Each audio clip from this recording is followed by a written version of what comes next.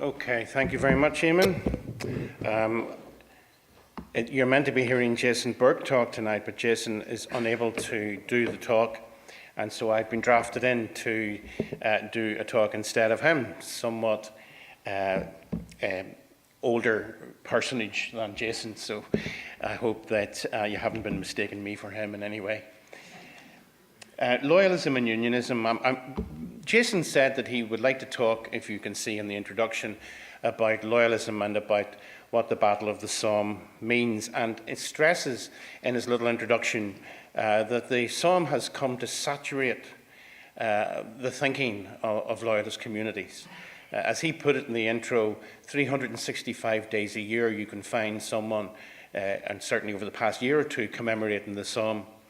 And certainly that's a very interesting point, and maybe I'll come back to it a little bit just to assess why that should be so.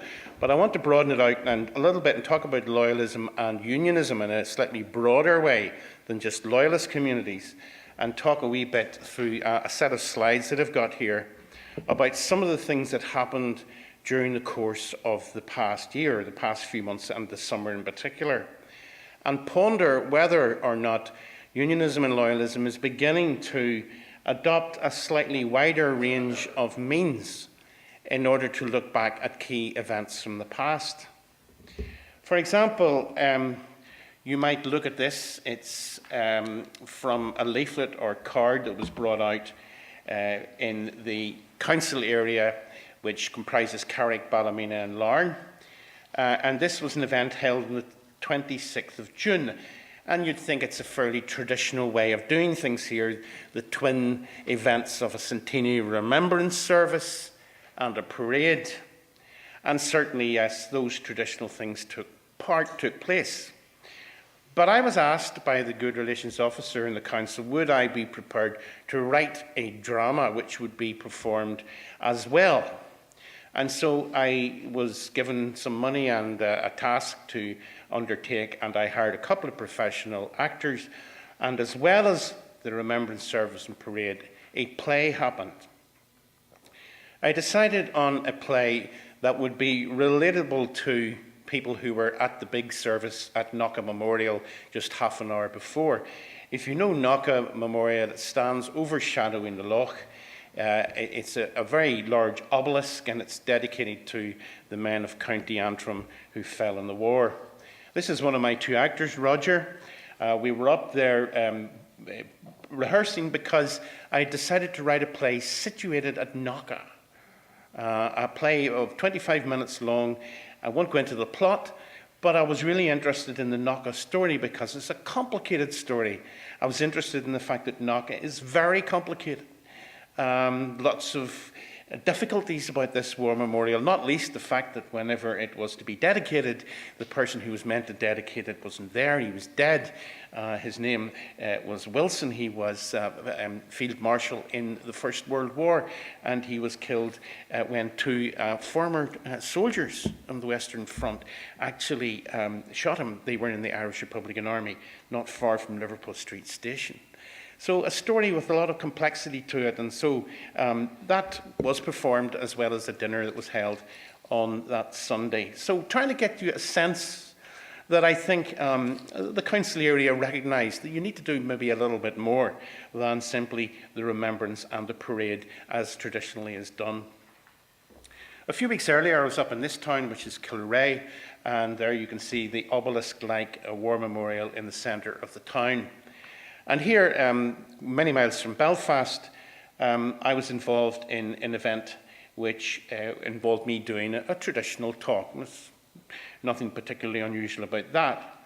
But what was interesting as well was that a local choir had been formed, and they sang an array of different songs that were to do with the period we're talking about, First World War and related. And that was a product of work that had already been done because a UK-wide project to try to elicit some of the music of the period had gone round, and some people in this choir had been involved in it and had already been doing a lot of thinking about the music of the period and practicing it. And so this choral event, with the choir all nicely tugged out, was part of the deal. In the front seats, there were clergy from all different religious backgrounds who took part in the service at the War Memorial across the way shortly afterwards. So once again, just giving you a little sense maybe of some of the richness and diversity. What about Belfast itself? Well, the Belfast Psalm 100 project was launched, and I was heavily involved in getting it up and running in the earlier part of the summer. And it was dedicated to try to bring in a wide, diverse range of things to do with this infamous battle that lasted, as you probably know, right the way through from 1st of July through to November. This is just a little predictable, perhaps, poppy decoration on the front of the programme. And myself, with Karen O'Raw, we were involved with launching it, as you could see, at Psalm Drive in East Belfast, one of the many streets in that area dedicated to the memorialisation of the Psalm, because many men who came back from the battle actually lived there as veterans. Brian Keyston, the Mayor of Belfast, involved with us in setting up and launching the project. And again, a wide diversity of stuff. Just for example, in a week or two's time, I'll be involved at City Hall in showing the famous documentary that came out in 1916 called The Battle of the Somme, and talking a little about the genesis of that, that particular film. At an earlier event of a very similar kind in the city, I talked a little bit about, is it propaganda? Do we have a propaganda version of the Psalm? You know, or to what degree is this a very innovative film that has a lot of authenticity to it? So once again, it wasn't just a question of invoking the past, it was a question of talking about it, its significance, asking questions about it, thinking about the legacy. What is also has been very interesting to see is the way in which elements in the Loyalist community took a very substantial role in creating a reenactment of the first day of the Psalm. In particular, men and women indeed from the UVF legacy organisation known as ACT were heavily involved in Woodvale Park in the summer in creating a very authentic reconstruction of the battle, in which hundreds and hundreds of people were strongly involved.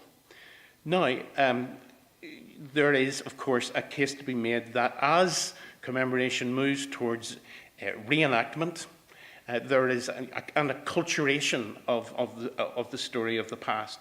What I mean by that is, if you look at, for example, in the United States, we see the Civil War, reconstructions of different battles from the Civil War, and indeed, going back to the 17th century in England, you will see reconstructions enthusiastically taking part in of the Civil War battles, as I said, from the 17th century.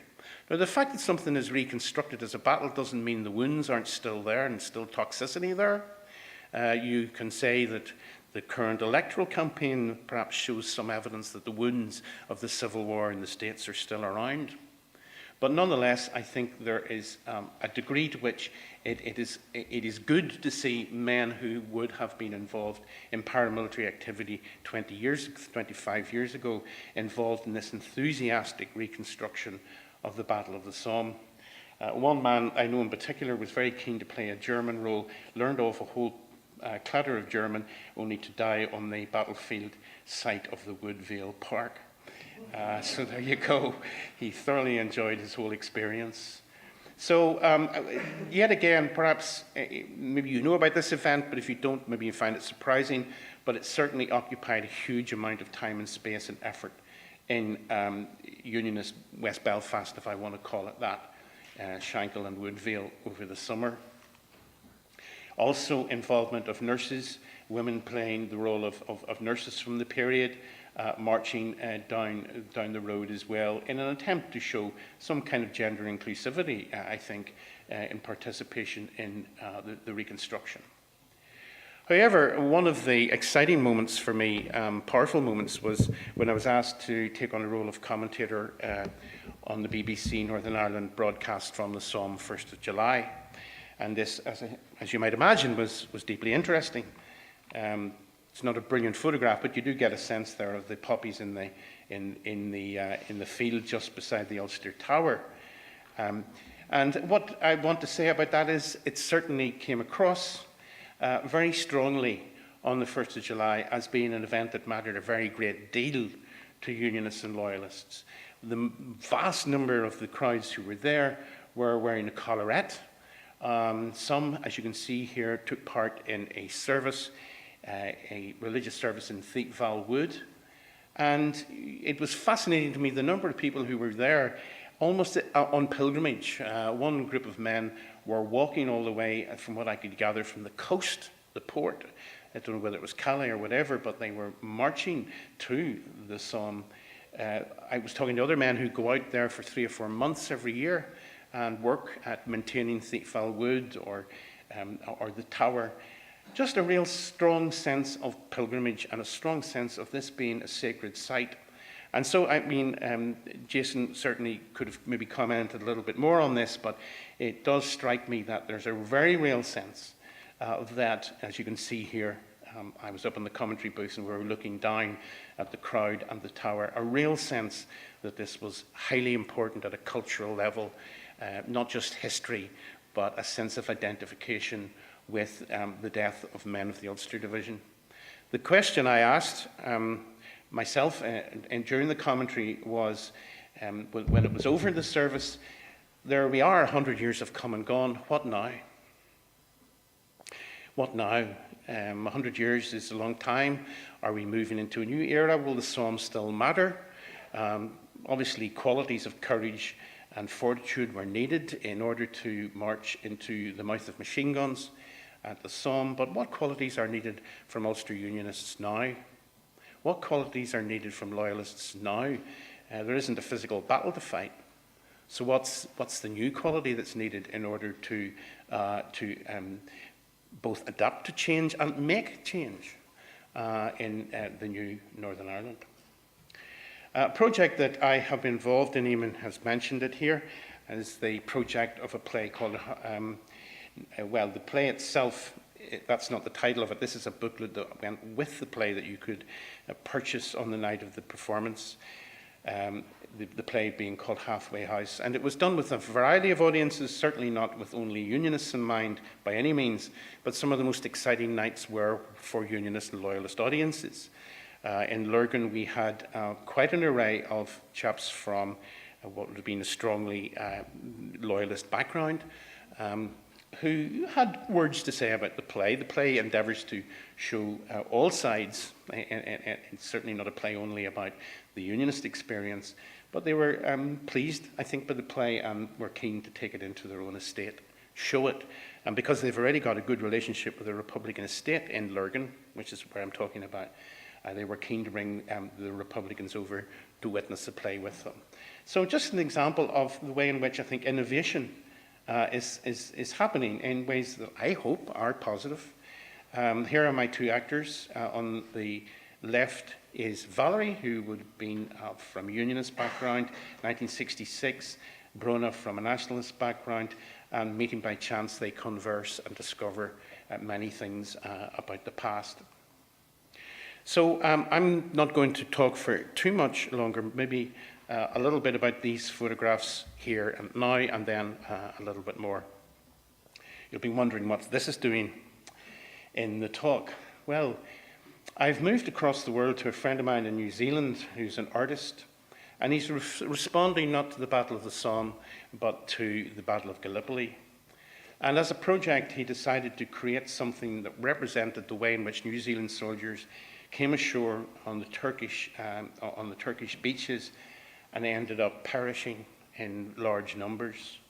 And this is the project, just 4 photographs or so, just to show you a little bit of what he had done. This was on a beach somewhere in New Zealand, it wasn't in Turkey. And he photographed what happened as the tide came in.